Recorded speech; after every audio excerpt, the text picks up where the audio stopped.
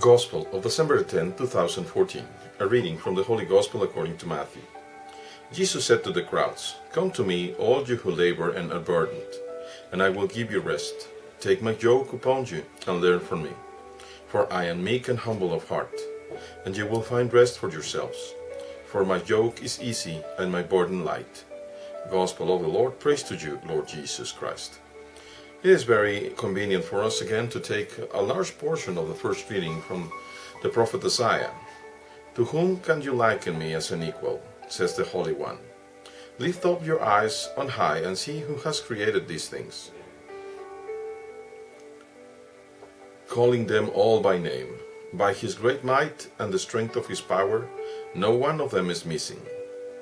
Why, O Jacob, do you say, and declare, O Israel, my Lord is hidden from the Lord. My way is hidden from the Lord, and my right is disregarded by my God. The Lord is the eternal God. He does not faint or grow weary, and his knowledge is beyond scrutiny. He gives strength to the fainting, for the weak he makes vigor abound. They that hope in the Lord will renew their strength. They will soar as eagle's wings. They will run and not grow weary, walk and not grow faint." Okay, it was very important that for us to take the context 600 years before the birth of Jesus Christ. The Lord Himself, God Himself, through the prophet Isaiah, was talking about this. In the first lecture we read, how is God asking you and me, who do you liken me with?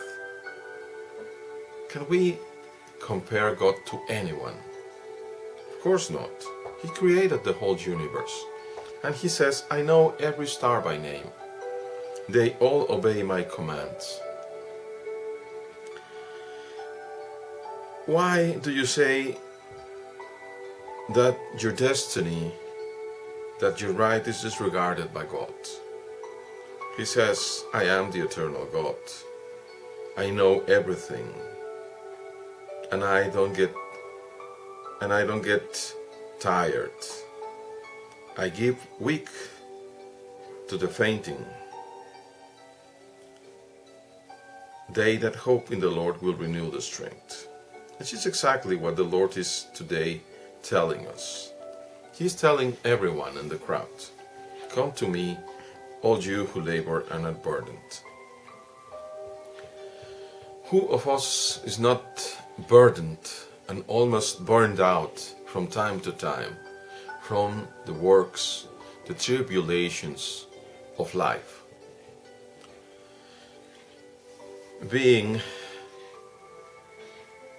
biological, being this biological body of us, means having the opportunity to be born, but also to grow, to suffer pain, hunger, heat, cold, to suffer even our own thoughts and deceptions and those of others, and have the pain not only done by us but by many others, not only of those that are rightfully living, but also and perhaps more of those that abuse their freedom to harm us.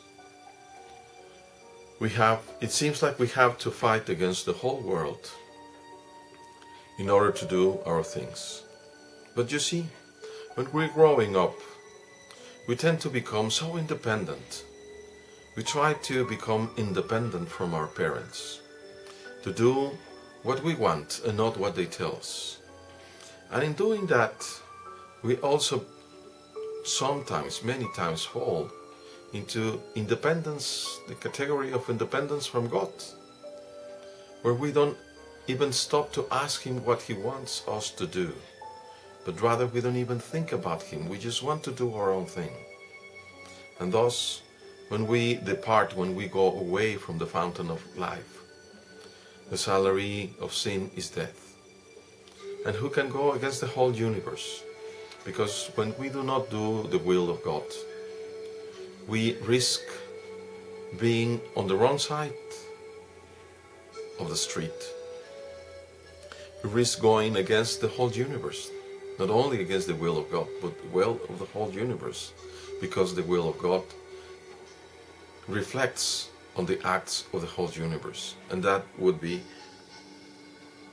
horrible. The Lord today tells us, take my yoke upon you, learn from me, I am meek and humble of heart. If we learn to be meek and humble of heart, then it will be so easy for us to get close to God, to pray to Him and ask Him, Lord, what do you want me to do today?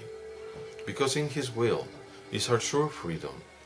Because in His love is our true love and life. So if we're humble rather than prideful, if we're prideful, we cannot approach God. We cannot hear Him. We won't obey Him. That is the trait of Satan. But if we are humble and meek of heart, then we will know enough to get close to God and ask Him, Lord, tell me what to do today. And if He tells us something to do or to happen, if He allows something to happen that is contrary to your or my desires, we will not suffer, because we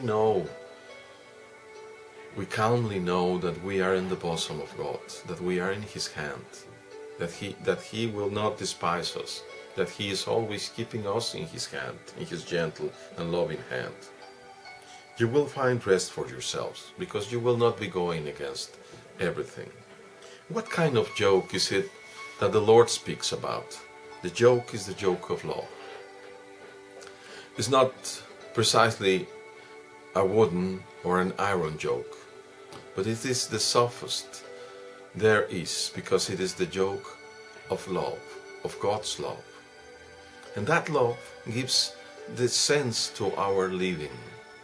That is the transcendental sense that we are looking for. That love makes our pain, our tribulations take sense, because we know that we are not alone by our own selves, but that we walk behind He who is our shepherd, who knows all pains, who has beaten death, who is the victorious God of resurrection. And that is precisely what He wants to give you and me. So today, we would have to ask Him, to pray to Him and tell Him, Dear Lord, make us become meek and humble of heart, so that we can get close to you and find our rest in you, in your love. Until we meet in heaven, God bless you all, brothers.